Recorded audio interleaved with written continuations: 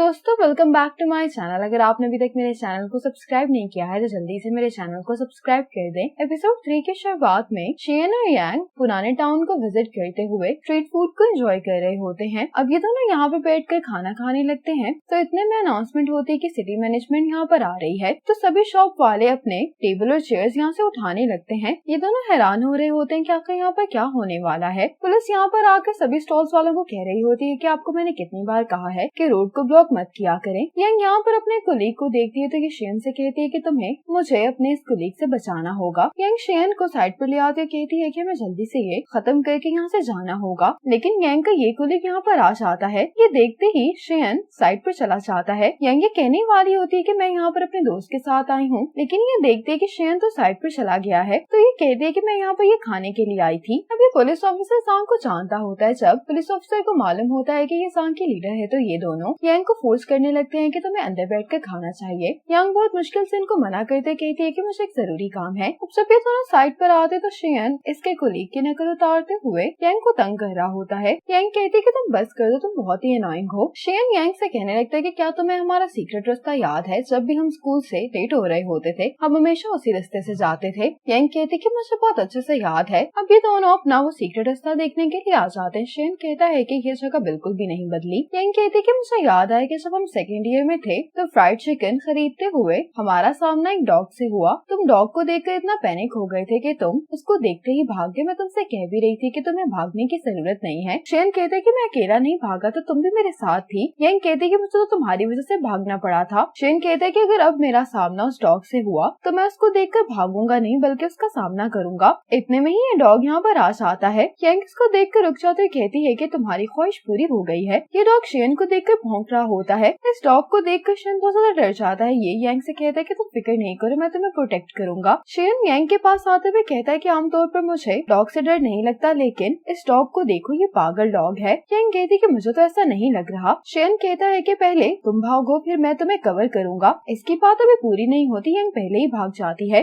जैसे ही शेन ये देखता है कि यांग भाग गई तो ये भी फौरन भागना शुरू कर देता है। ये दोनों भागकर जब यहाँ से बाहर आते तो ये डॉग इनके सामने खड़ा होता है। यांग शेन से कहती है कि तुम पैनिक मत करो, मेरे पास स्प्रे है। शेन कहता है कि फिर जल्दी से तुम मुझे वो स्प्रे दे दो। यांग जल्दी से इसको स्प्रे निकाल कर देती है। शेन ये स्प्रे स्टॉक पर फेंकता है लेकिन स्प्रे साइड पर जाकर गिर जाता है। यांग कहती है कि तुम्हारा तो निशाना भी ठीक नहीं है। अब ये दोनों बहुत ज्यादा डर जाते हैं क्योंकि ये डॉग इनके पास आ रहा होता है, लेकिन ये डॉग इन दोनों को इग्नोर करके यहाँ से चला जाता है। ये देखकर यांग कहती है कि वो पागल नहीं है बल्कि हम पागल हैं। शेन इससे पूछता है कि क्या तुम ठीक हो? तो यांग कहती है कि हाँ मैं ठीक हूँ। यांग कहती है कि क्या एक लड़के लड़की का हाथ पकड़ना नॉर्मल है? तो शेन कहता है कि हाँ। यांग कहती है लेकिन जब हम एक दूसरे का हाथ पकड़ते हैं तो अजीब लगता है। शेन कहता है कि हाँ ये थोड़ा सा अजीब है। यांग कहती है कि फिर तुम मेरा हाथ छोड़ क्यों नहीं देते? शेन कहता है कि तुमने मेरा हाथ पकड़ा हुआ है। यांग कहती है कि मैं 3 तक काउंट करूंगी। यांग 3 तक काउंट करती तो शेन इसका हाथ छोड़ देता है। अब जब ये दोनों वॉक करते जा रहे होते तो शेन बार बार यांग को देखे जा रहा होता है। यांग कहती है कि तुम मुझे बार बार क्यों देखे जा रहे हो? शेन कहता है कि तुम मेरे पाँव पर खड़ी हो। ये देखते ही यांग पीछे हो जाती है। अब ये दोनों वॉक करते हुए बातें कर रहे होते हैं तो शेन कहता है कि तुम सही कहती हो, स्ट्रेंथ बहुत इंपॉर्टेंट है। अगर ऐसा ना होता तो मेरी कंपनी इतने अच्छे से नहीं चल रही होती। यांग कहती है कि तुम बहुत ही बेशर्म हो, दिन में तुम झूठ बोल रहे हो। शेन कहता है कि मैं सच कह रहा हूँ। यांग कहती है कि अगर तुम इस तरह से ही बातें करते रहे तो चलते हुए गिर जाओगे। शेन कहता है कि चलते हुए गिरना तुम्हारी आदत है, मेरी नहीं। यांग कहती है कि मेरे साथ तो ऐसा नहीं हुआ। इसके साथ ही यांग का पाँव मुड़ जाता है। शेन से पूछता है कि क्या तुम ठीक हो? तो यांग कहती है कि मुझे दर्द हो रही, तुम्हें मेरी मदद करनी होगी। ये सुनकर शेन यहाँ से जाने लगता है तो यांग कहती है कि तुम मुझे छोड़कर कहाँ जा रहे हो? कुछ ही देर बाद शेन इसके लिए एक स्टिक ले आता है तो यांग कहती है कि मैं इसका क्या करूंगी? शेन कहता है कि तुम इसकी मदद से चल सकती हो। ये देखकर यांग को शेन पर गुस्सा भी आ रहा होता है। यांग अब स्टिक की मदद से चलना शुरू कर देती है। शेन यांग से कहता है कि क्यों ना मैं तुम्हें उठा लूं, तो यांग कहती है कि इसकी कोई जरूरत नहीं है। अब यांग सब गाड़ी में बैठ जाते तो शेन यांग के मेडिसिन लगाता है। शेन कहता है कि बड़ी होने के बावजूद तुम लापरवाह हो। यांग कहती है कि तुम्हें भी तो अभी तक डॉग से डर लगता है। इतने में यांग को अपने डायरेक्टर की कॉल आती है। यांग को अपने डायरेक्टर के साथ डिनर पर जाना होता है। ये सुनकर शेन अपसेट हो जाता है, कहता है कि अब हम हॉटपॉट खाने के लिए नहीं जा सकेंगे।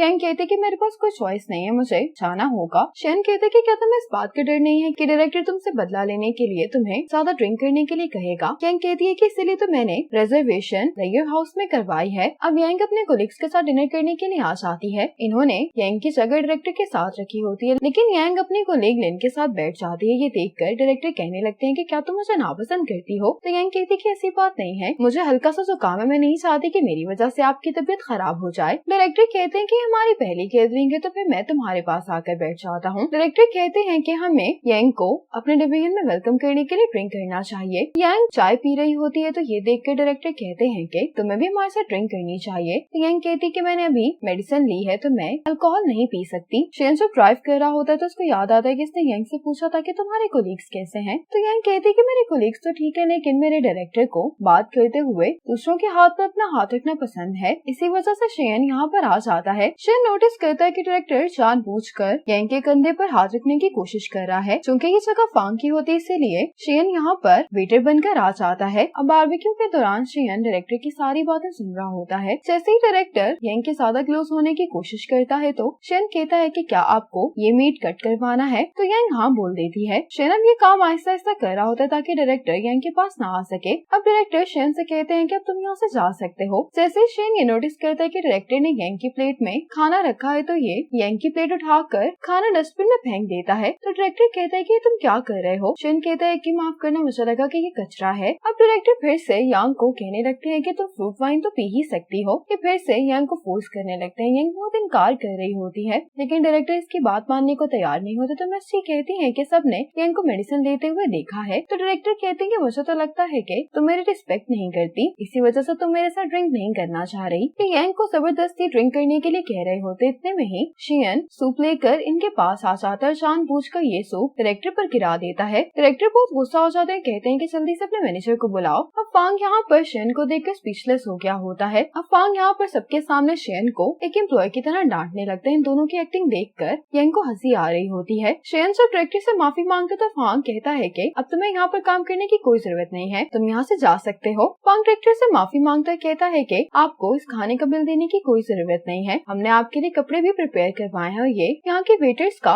यूनिफॉर्म होता है। ये देखकर तो डायरेक्टर को गुस्सा आ रहा होता है। फांग कहता है कि आप हमें अपना एड्रेस दे दें, आपका सूट वॉश करवाने के बाद हम भेज देंगे। यांग यहाँ पर खांसी का बहाना करते हुए शेन का हाथ साफ करती है। वापस जाते हुए शेन कहता है कि तुम बहुत ही काइंड हो, एक वेटर का हाथ तुमने साफ किया है। यांग कहती है कि वो इसलिए क्योंकि मैं जानती थी कि वो वेटर तुम हो। शेन कहता है कि तुम्हें कैसे मालूम हुआ कि वो वेटर मैं हूँ? यांग कहती है कि तुम्हारी आंखों से मैं तुम्हें पहचान सकती हूँ। यांग कहती है कि क्या तुम्हें वाकई में इतनी फिक्र थी कि मेरे कोलीग्स मुझे बुली करेंगे? शेन कहता है कि हाँ थोड़ी सी तो थी। अब शेन फैंग के साथ लेट नाइट स्नैक खाने के लिए आता है। फैंग कहता है कि आज तुम कुछ अजीब से दिखाई दे रहे हो। शेन कहता है कि मैं नॉर्मल हूँ। शेंग जो दूसरे टेबल पर बैठा होता है वो कहने लगता है कि तुम्हें यांग पर क्रश है। ये सुनकर शेन कहता है कि तुम्हें फजूल बातें करने की कोई जरूरत नहीं है। फांग कहता है कि इसके और यांग के एक साथ होने के चांसेस 0 के बराबर हैं। शेंग कहता है कि मुझे तो ऐसा नहीं लगता। यांग के वापस आने की खबर से ही ये इतना खुश हो गया था, फिर इसने यांग के लिए आउट ऑफ स्टॉक नेकलेस खरीदा और तुम्हें मालूम था कि इस डिनर पर यांग के साथ कोई मसला होने वाला, इसलिए यांग को बचाने के लिए तुमने वेटर बनने की एक्टिंग की और अब जब मैंने इस बारे में बात की है तो तुम्हें गुस्सा आ रहा है। शेन कहता है कि मैं तुम्हें पिछले 7 सालों से जानता हूँ, लेकिन मैं यांग को 13 सालों से जानता हूँ। मैं यांग के बगैर ये कंपनी नहीं बना पाता और अगर ऐसा कुछ होना होता तो बहुत पहले ही हो चुका होता। और वैसे भी दोस्त एक दूसरे को प्रोटेक्ट करते हैं। अगर मैं मुश्किल में होता तो यांग भी मेरी मदद करती। यांग हमेशा मेरी बेस्ट फ्रेंड रहेगी, इसलिए मैं दोबारा